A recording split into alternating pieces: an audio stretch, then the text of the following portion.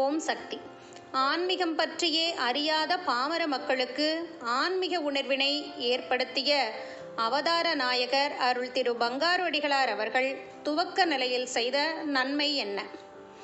மக்கள் உள்ளத்தில் ஆன்மீக உணர்வை தூண்டியதுதான். அக்காலத்து மடங்கள் பல தொண்டு நிறுவனங்களாக விளங்கின என்பது உண்மைதான். ஆனாலும் அவை தங்கள் மதங்களைச் சேர்ந்த அடியார்களுக்கு மட்டுமே உணவும் உடையும் தந்து உதவின. மதம் கடந்து மக்கட்பணி செய்யவில்லை.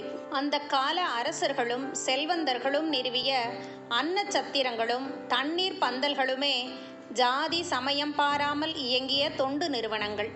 அவையெல்லாம் இப்போது காணாமலே போய்விட்டன. ஜாதி மதம் பாராமல் ஏழை எளிய மக்களுக்கு அன்னதானம் ஆடைதானம் வழங்க அன்னை பணித்தாள். அன்னதானத்தை ஆரம்ப காலத்தே கிண்டல் செய்த அரசியல் கட்சிக்காரர்கள் இப்பொழுது தங்கள் தலைவர் பிறந்த நாளில் அன்னதானம் ஆடைதானம் செய்கிற அளவுக்கு மனமாற்றமடைந்து வருகின்றனர். முதல் ஆன்மீக மாநாட்டின் போது ஏழை எளியவர்களுக்கு எப்படி எப்படி உதவ வேண்டும் என்று நடைமுறையில் காட்டினாள். இன்று நற்பணி மன்றங்கள், ரோட்டரி சங்கங்கள், அரசு விழாக்கள், லயன்ஸ் கிளப்புகள், தொண்டு நிறுவனங்கள் அன்னை காட்டிய முறையை பின்பற்றி வருகின்றன. ஆன்மீக எழுச்சியை உண்டாக்குவதற்கு முதல் 3 மாநாடுகள் துணையாக அமைந்தன. அவற்றில் நாட்டு நன்மைகள், உலக நன்மைகள் எல்லாம் அடங்கியிருந்தன. வேள்வி பூஜைகளின் சக்தியை அறிந்தவர்கள் இந்த உண்மையை உணர முடியும். 4வது மாநாடு சென்னையில் குடிநீர் பஞ்சம் தலைவிரித்தாடியது. ஆந்திராவிலிருந்து டேங்கர் மூலம் தண்ணீர் கொண்டு வந்து இத்தனை குடங்கள் தண்ணீர் மட்டும்தான் தரப்படும் என்று கணக்கிடப்பட்டு கொடுக்கப்பட்டது. பெண்கள் சொல்லனா துயரப்பட்ட நேரம் அது. செவ்வாடை தொண்டர்கள் அன்னையிடம் முறையிட்டனர். தாயே, குடி தண்ணீருக்கு மக்கள் தவியாய் தவிக்கிறார்கள்.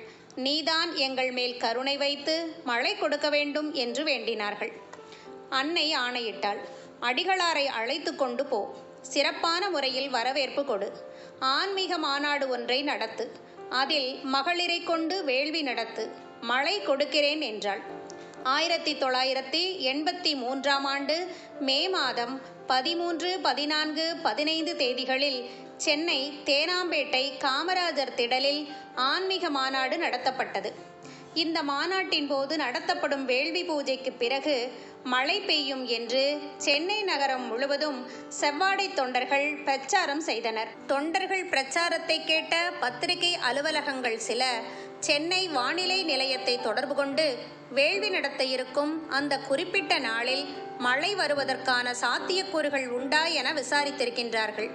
அவர்கள் தெரிவித்த பதிலின் அடிப்படையில் வேள்வி செய்யும் நாளென்றும் அதன் பின்பும் மழை வருவதற்கான வாய்ப்பே இல்லை என்றும் சில ஆங்கில நாளேடுகளில் செய்திகள் வந்தன. நாம் செய்யும் வேள்வி பற்றி கிண்டல் தொனிக்க செய்தி வெளியிட்டன. ஆனால் நடந்தது என்ன தெரியுமா? 13/5/83 அன்று பிற்பகல் 2:30 மணி முதல் மாலை 6:30 மணி வரை வேள்வி நடைபெற்றது. மாநாட்டு நிகழ்ச்சிகள் முடிந்து அனைவரும் வீடு திரும்பினர்.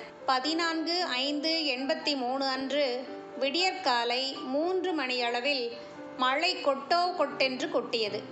சென்னையின் வெப்பம் தணிந்தது, தாகமும் தணிந்தது. விஞ்ஞானத்தை மெஞ்ஞானம் வென்றது. வேள்வியை செய்ய வைத்து மழையை வரவழைத்து காட்டினார் அவதார தெய்வம் பங்காருஅடிகளார் அவர்கள். விஞ்ஞானத்தில் சோதனை நடத்தி சாதனை புரிவது போல ஆன்மீகத்திலும் வேள்வி என்ற சோதனை நடத்தி மழை கொண்டு வரும் சாதனையை அருள் திரு பங்காருஅடிகளார் அவர்கள் நிகழ்த்தி காட்டினார்கள். ஓம் சக்தி.